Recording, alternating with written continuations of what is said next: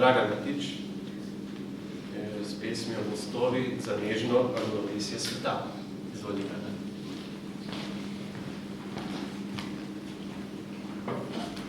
Hvala. Najbolj vprašate, zakaj imam to vedno, sem bil drugačen, ampak me ravno ne vprašal, pa zakaj ti nikoli nimaš svoje pesmi napisane na papir? Kako ravno to vse čas počnem, toliko iskreno, kakor le premorem.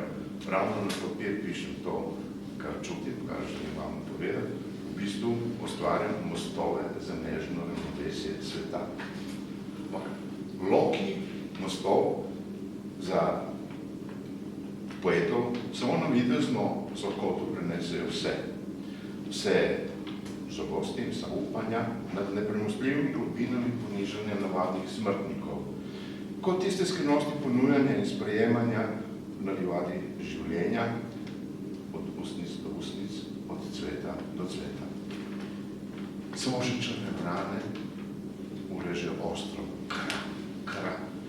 V krotki prilica mote ubijajo smeh, zmečejo žalostne note v ne prav veliko praznino med mrtvim živim svetom. In samo obrvi se branijo kot pri umnem Saratru, da razumejo, kaj kdo hoče.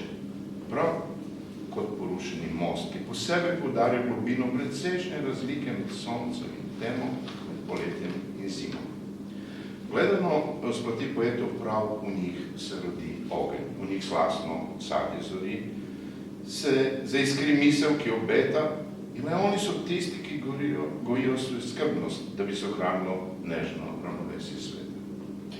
Toliko mori žalosti, kap potok zmeha, jezera iz solz zadnjih ledenikov, zaradi ljudske norosti, ki se žal ne neha, obilje prehrupnih rek, množica je obal sveta, krhki so